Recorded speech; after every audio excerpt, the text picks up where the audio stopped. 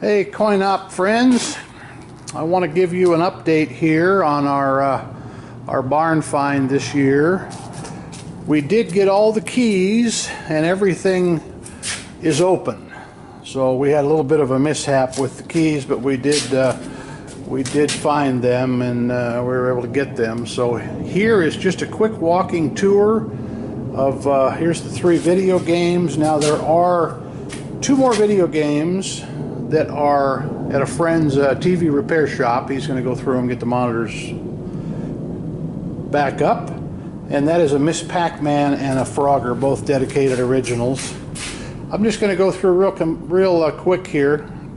You guys know what these are, but this is a 2800.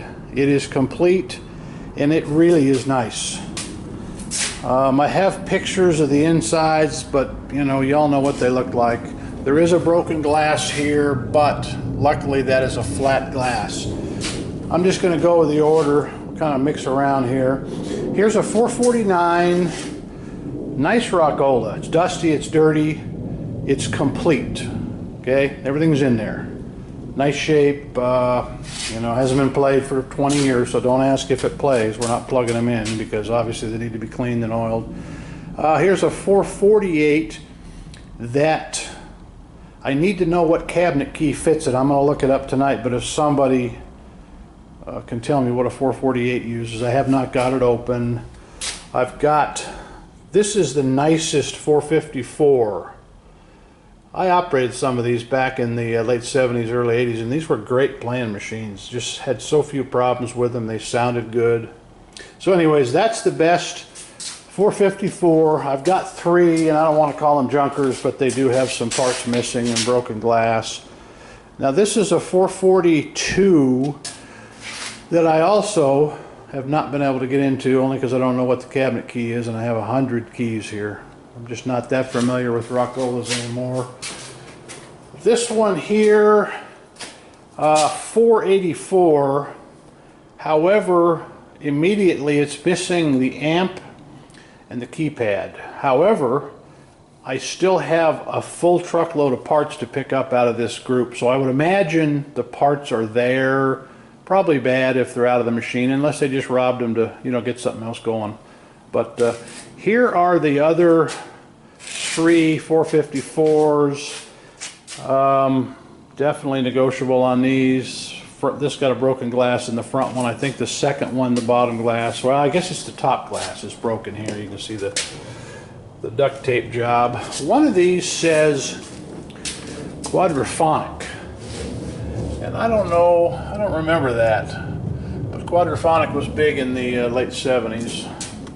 Anyways, there's some projects there. The price is right. Here's a nice little piece for your office, home, small den. 477. However, this one also, the keypad is laying in the bottom, but it does have a broken key.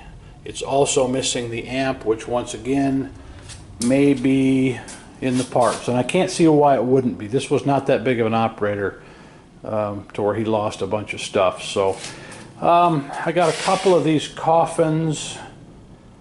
There may actually be 4 of those, and then this Wurlitzer here probably looks worse than it is. It's got a broken glass, broken dome, and part of the trim in the front is missing.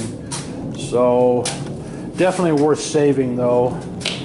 Here is a 3000, and I did not take the back doors off, but from the front everything that I can see is there. So I marked it complete with a question mark. I think it's okay.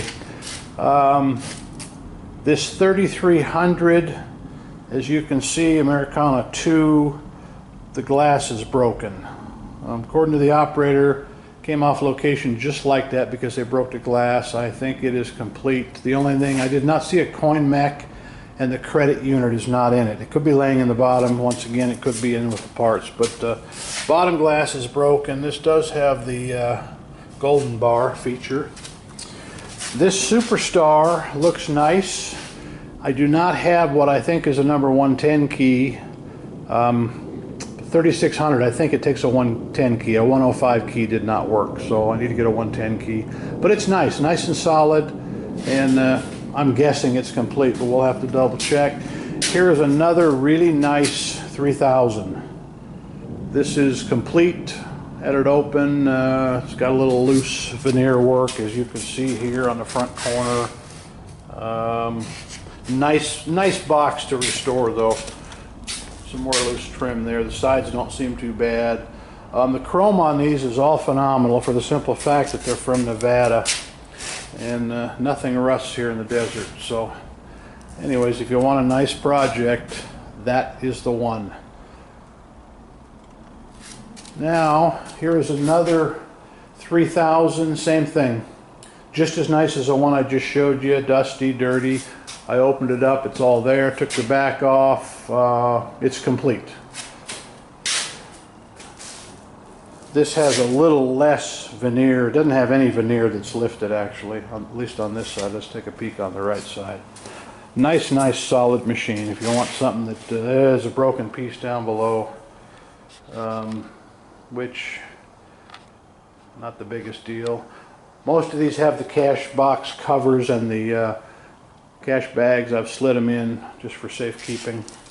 Now these are those two satellites. I think they're 5132s if I remember right. I never really had any experience with these because these are not a jukebox. They have nothing inside of them except CoinMech credit unit, and they hook up to another machine that would be located on the premise somewhere else. So kind of a big wall box, and they are complete and they're in nice shape. A lot of these parts will interchange, but it does not play music, guys. That's just a selector. Here's the frontal one with the title strip holder closed. Once again, very nice shape. They both have the golden bar feature. This guy was big on golden bar, about everything he had. And I'm going to show you a booth box that actually has a Wonder Bar, they called them golden bars. These two booth boxes, I actually have these on eBay. I have a key for this Wurlitzer. Nice shape. Got the golden bar, and definitely does not need to be re-chromed. It's in nice shape. I had it apart, the cash box is in there. We all know about these Seeburgs. The pages spin and move real nice. A lot of times that was a problem with those, but as you can see, everything is pretty smooth, and these are pretty clean. This may have been on location within 20 years or so.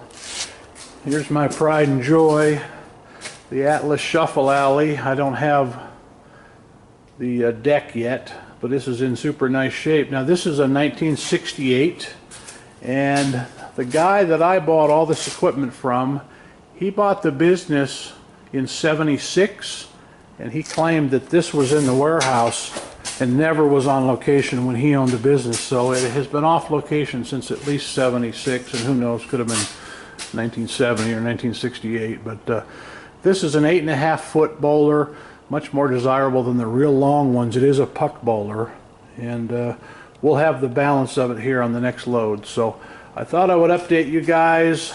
Let me know if you have any interest. The stuff is in Las Vegas, and more to come. There's some Seeburgs, mostly 70s stuff, nothing real old.